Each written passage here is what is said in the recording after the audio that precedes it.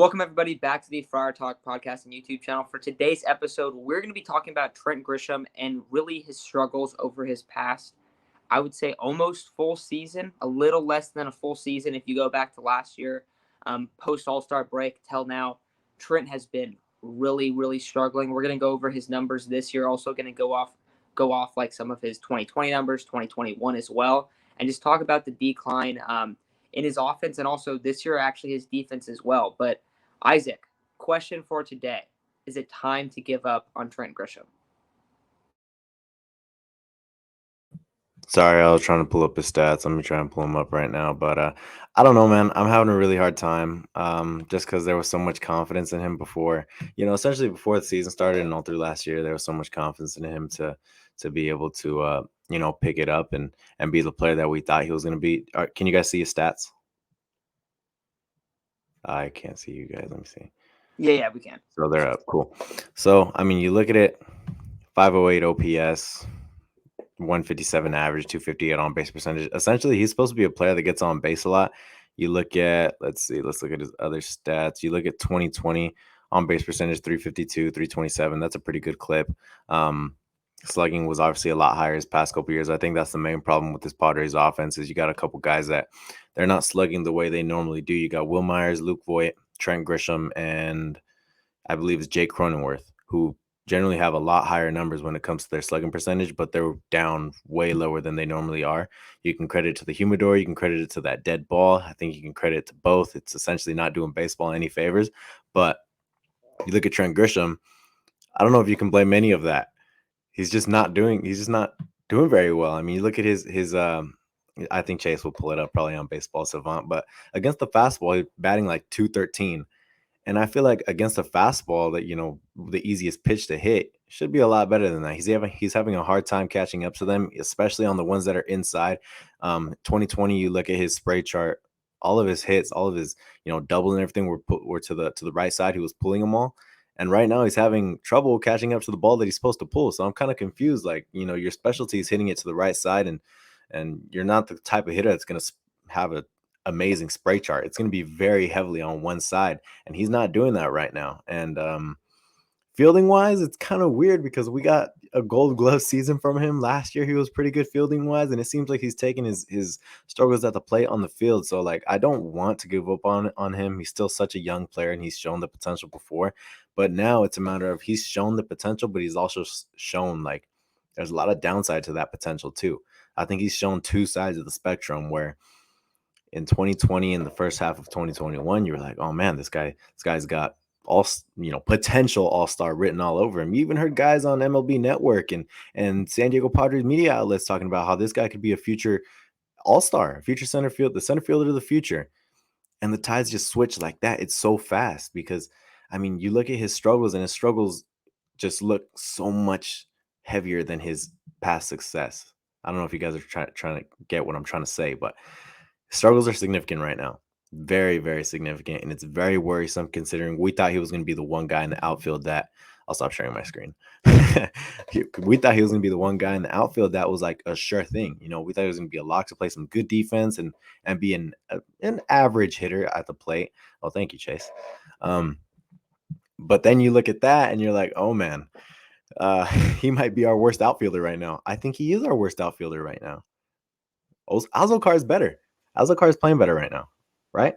Just a little bit better. I'll try to see if I can find Azercar's Baseball Savant page, but I don't know if he has enough at bats to qualify for one. But if we look at this, I mean, 8 percentile of exit velo. He's not hitting the ball hard. He doesn't have a high exit velo. His max exit velo is still a little below average. His expecting batting average is among the worst in the league. Slugging, same thing. Expected WOBA, same thing. For a guy that doesn't chase the ball a lot and and walks in the 70th percentile, he strikes out the most. Like among the league, he's one of the people that strikes out the most, which is really weird for a guy who is 88th percentile in chase rate. He's 45th in whiff rate, which that's about average, but a guy who has a tremendous speed, has one of the worst outfield jumps, and is barely above average and outs above average. But by other metrics, he's been one of the worst defensive center fielders. We make some good plays out in center field. We've seen him make a couple great diving catches. He's been there when we needed him to, but batting wise, the only time he's really come through clutch is he'll go like 1 for 4, and it'll either be like an RBI single late in the game, an RBI double late in the game, or in this past series, he had a couple safety squeezes. But that was the only time he got on base. He was either striking out or very weak contact to the right side. He's not barreling the ball up like he used to. I mean, we'll go back to, let's see, 2020.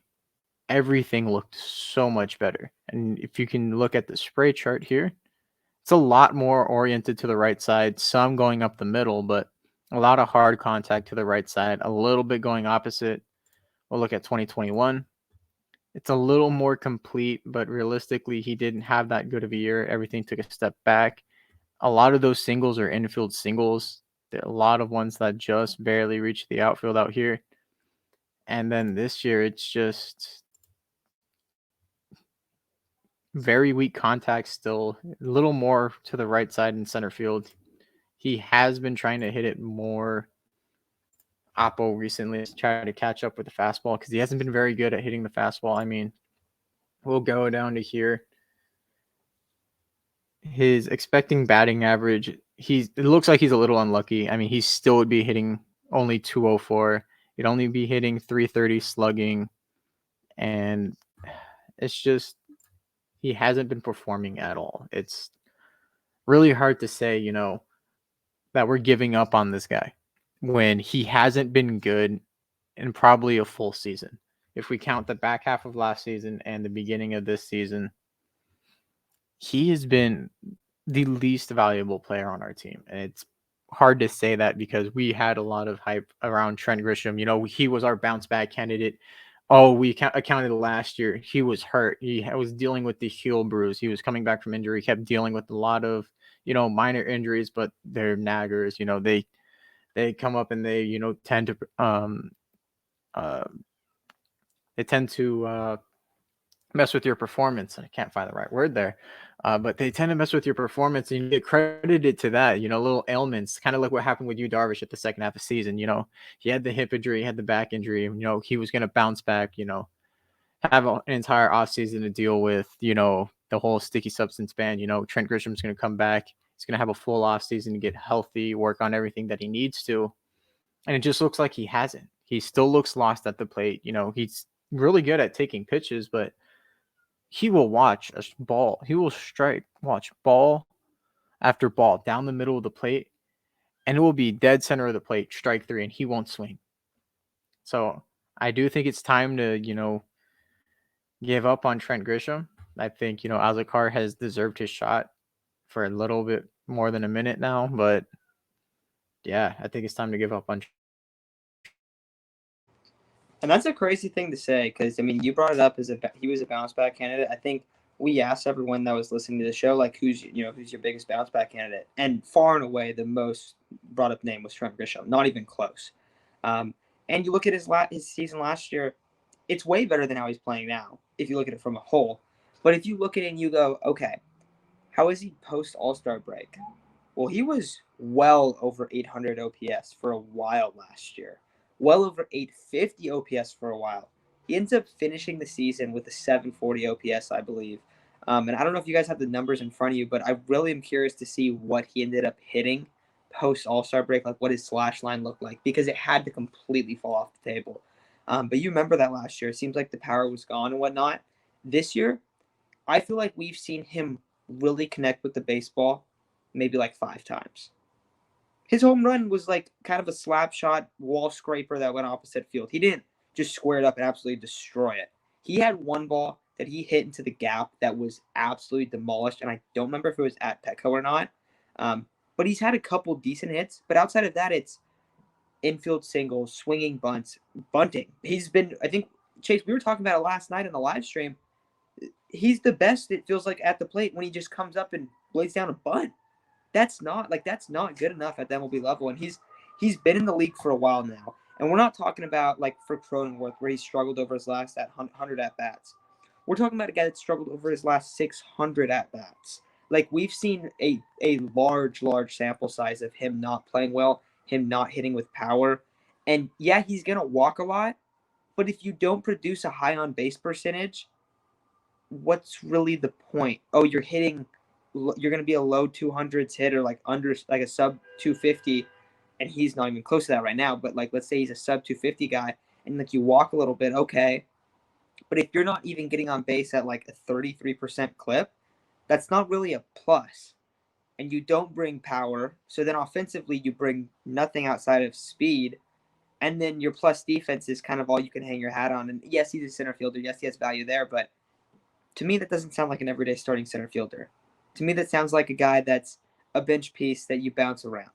And this is a guy that had, the Padres had huge expectations for. It was rumored that he was offered an extension and declined it. I don't know if that's true, but that was definitely like talked about, or at least that they were wanting to do that. Don't know what really materialized in that regard, but if you're the Padres right now, you're happy that you didn't extend Trent Grisham. And that would have been crazy to say after 2020 because he looked really good. It looked like he had taken a big step. He had made a ton of improvements. But Chase, you brought it up, the fastballs. Dude, how often do you see him walk up and just see a pitch right down the middle and walk back to the dugout?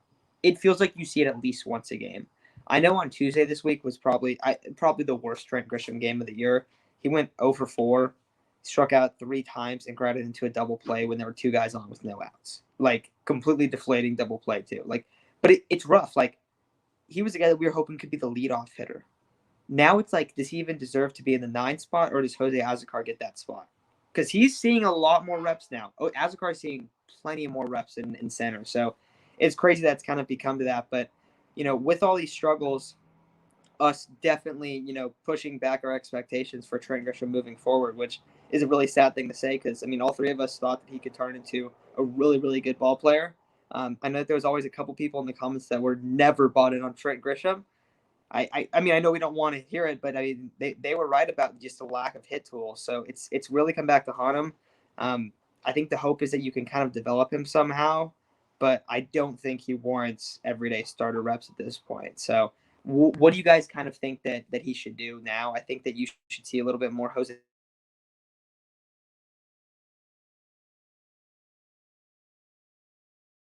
platoon, a trade down the road. But what do you guys think? As of right now, you kind of got to platoon him. There's really nothing else you could do with him. He's lucky. I think he's very lucky that we don't have many outfielders on this team because he's going to keep getting his playing time. And, Bob Melvin gives these guys a lot of chances to bounce back.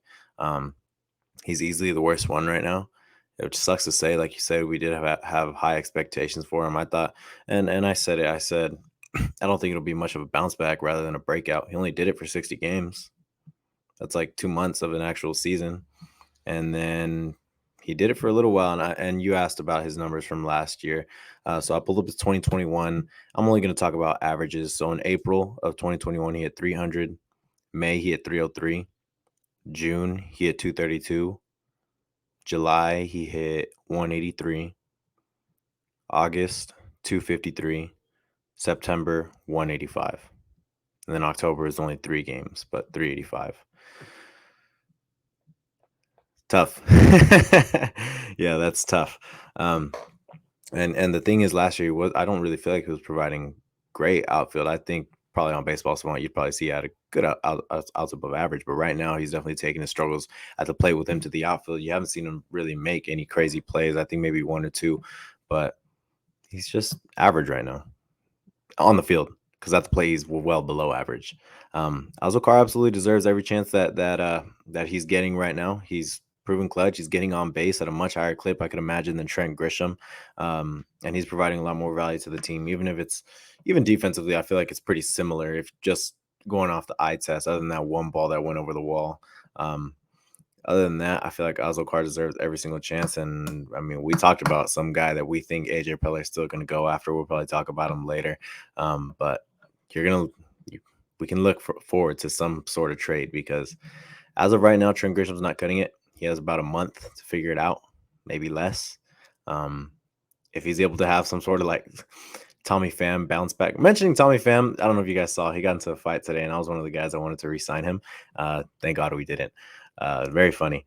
But yeah, so he's going to have one of those bounce backs where in 2021, Tommy Pham went from like dog shit, being trash to suddenly being this great leadoff hitter for like a solid month and a half or so. So he's going to have one of those in order for AJ Preller to not go ahead and make a big trade for Mr. Brian Reynolds or something like that. And I know he just got signed to an extension, but I'm pretty sure the Pirates did that to up his value because it's still cheap. So I still think he's going to be on the block for AJ.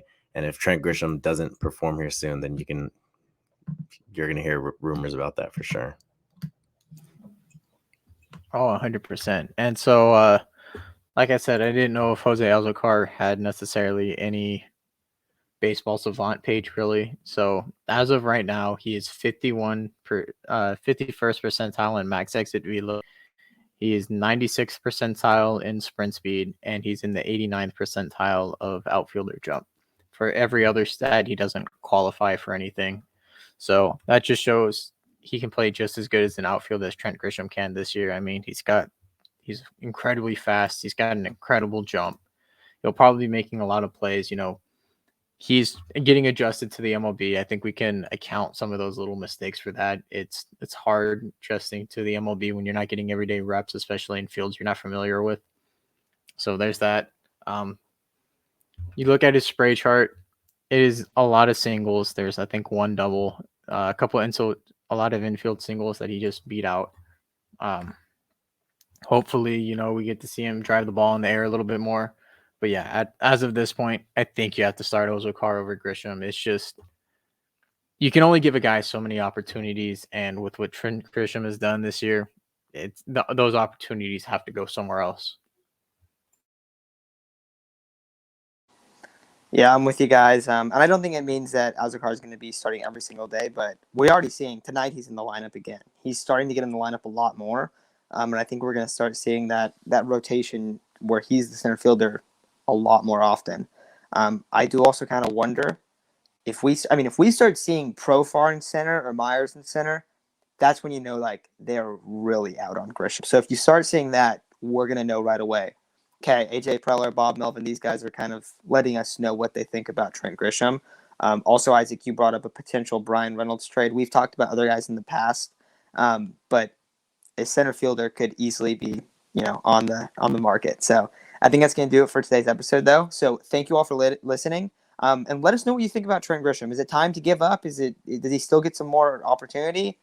How should this look? How should the rotation look? And you guys think they're going to end up making a move for a center fielder? Because I certainly do. I certainly do think that's like we should all be expecting that. If this continues, if this outfield kind of mess continues going into July. But let us know what you think in the comments. So thank you all for listening, and we'll talk to you very soon.